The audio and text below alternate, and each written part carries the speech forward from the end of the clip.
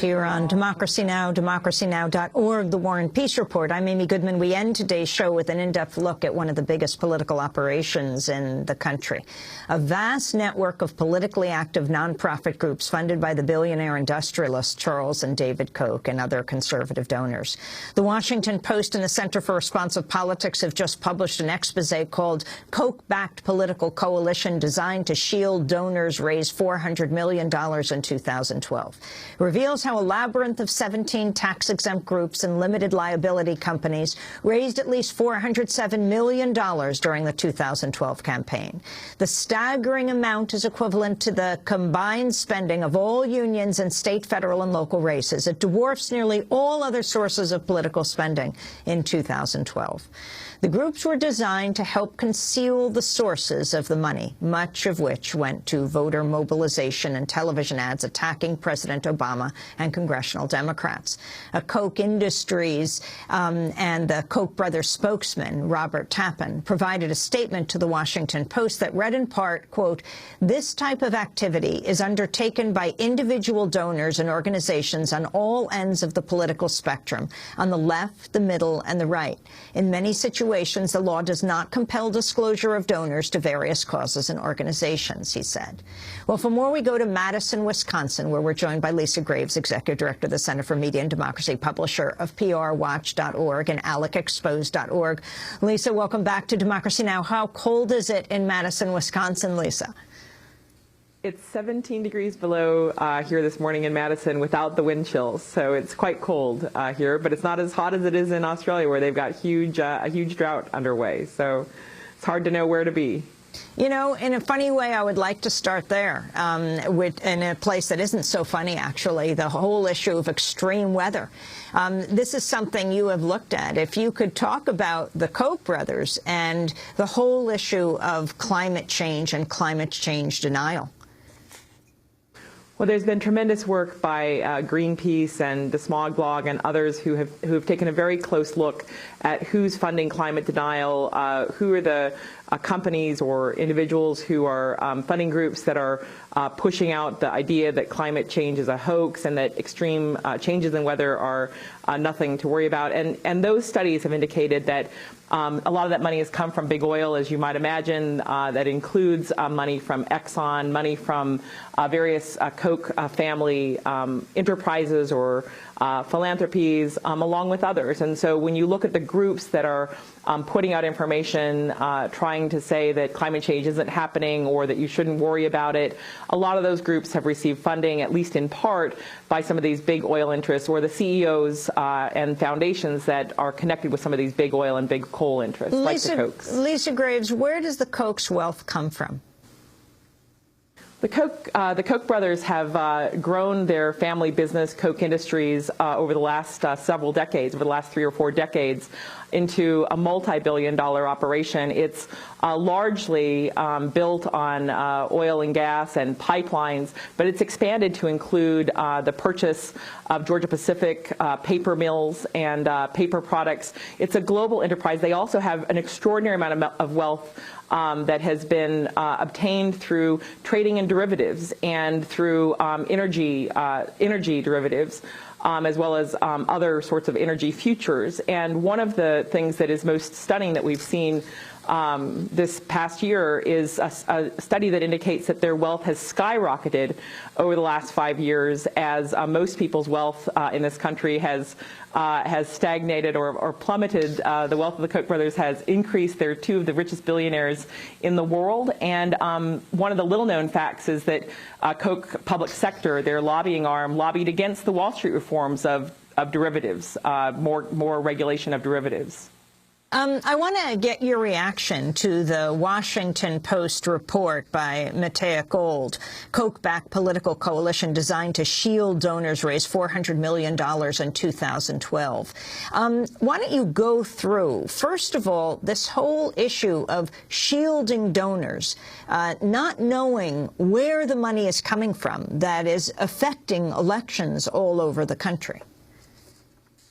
Well, it's been a long-standing practice in the United States for ordinary charities like the Red Cross or others to have anonymous donors, to have donors that are not disclosed to a charity. But what we're seeing is really a growth in the amount of money that's going to what are known as C4 nonprofits. C4s are tax exempt, but the donations to them are not a tax deduction. And we've seen an enormous rise in the activity of C4 political or C4 organizations that are really political, that are running ads in our elections. And what this really important story in the Washington Post reveals is this network that's been created that spent more than $400 million. That's $500 million during largely the 2012 elections, and no one even knew the names of some of the groups that were behind it, let alone the individuals who were funding it. And so this fall, just a few months ago, we learned that there was a thing called Freedom Partners that was stocked with Koch-connected staffers, people from Koch Industries or from the Koch charities, from other Koch operations were either on the board or on the staff of this entity, that it was doling out well over $100 million, over $200 million, really, to an array of groups, and that those groups were, a lot of those groups were running ads in the elections. Those ads were so-called issue ads, but they were plainly designed to influence the outcome of the election, in my opinion.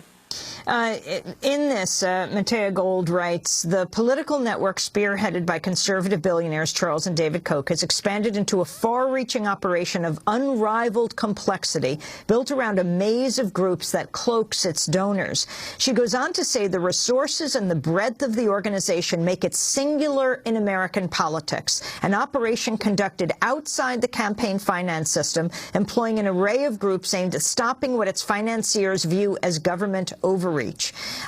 Members of the coalition target different constituencies, but together have mounted attacks on the new health care law, federal spending, and environmental regulations. So explain how this cloaking is done.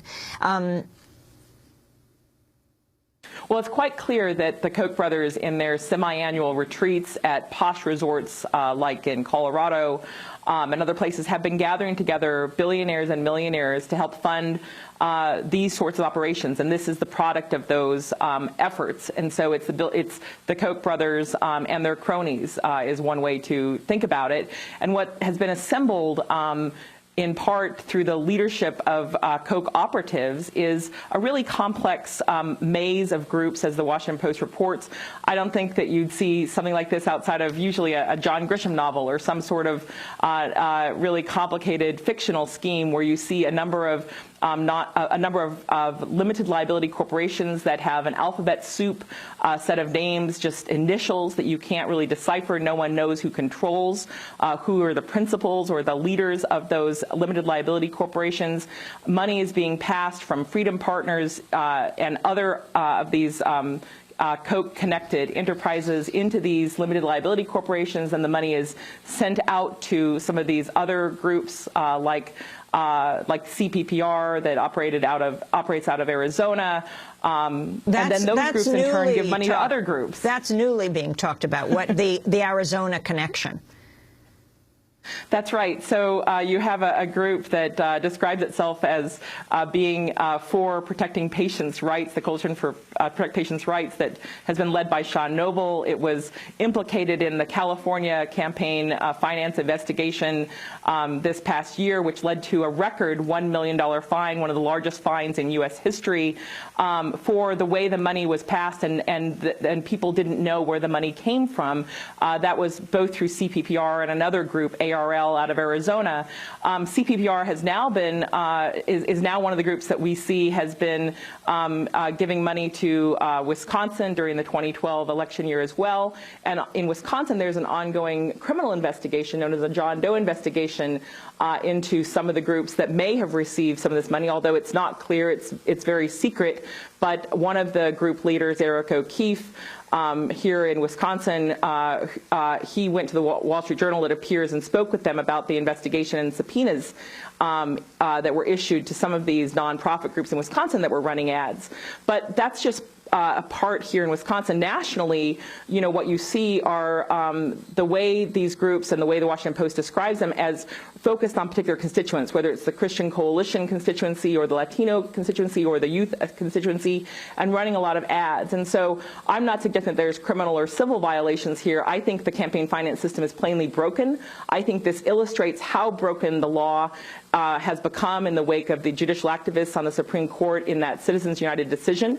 And I think Congress ought to investigate it. Congress has the right to investigate whether our elections have integrity or not, how people are attempting to influence the outcome of the elections.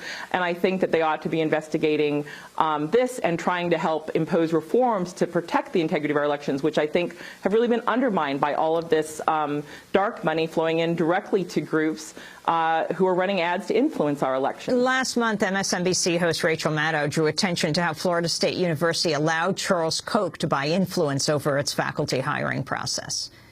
In 2011, the Tampa Bay Times discovered that Florida State's economics department had quietly cut a deal with a billionaire to essentially give that billionaire control over who the department hires. In exchange for money, that guy gets veto power over who the university hires to teach. Quote, a foundation bankrolled by libertarian businessman Charles G. Koch has pledged $1.5 million for positions in Florida State University's economics department. In return, his representatives get to screen and sign off on any hires for a new department program. The contract specifies that an advisory committee appointed by Koch decides which candidates should be considered. The foundation can also withdraw its funding if it is not happy with the faculty's choice or if the hirees do not meet objectives set by Koch during annual evaluations. Forget naming rights to the stadium or whatever. Conservative billionaire Charles Koch purchased hiring rights for the faculty at Florida State's economics department. And yes, Florida State has the word state in its name because it is a public university. And yes, it is objectively insane that the state of Florida allowed that to happen. That was MSNBC host Rachel Maddow talking about Florida State University, Lisa Graves. Well, that's not surprising. The Kochs have a reputation for really trying to ensure that they have a return on their investment and trying to ensure that the money they're spent gets results. After the 2012 election and the failure of Romney to win that race, there was a lot of hand-wringing among Republican or right-wing circles, and one of the Kochs was quoted talking about how they needed to review the money that was spent and basically see what worked and see what didn't, which is interesting because the Kochs have talked about this as really a First Amendment issue. Their spokesperson has talked about this as the necessity of secrecy and protecting First Amendment rights. But in this country, for more than 40 years, we've had a history of trying to ensure transparency in our elections. That's why it's called dark money, because money that's meant to benefit candidates, that is given to candidates or to political action committees or to parties, is supposed to be disclosed so the American people know who's trying to influence their candidates, who's trying to help buy those seats, and who might wield incredible influence on elected politicians. And that's why the money is supposed to be open. But through the Supreme Court's decisions and in Citizens United and other cases, there's been a proliferation of these nonprofit groups that are actively engaged in influencing the election without necessarily saying vote for or against this person. And that money has been secretized. Lisa, more money was spent than ever before in 2012. We have to leave it there. I want to thank you for being with us.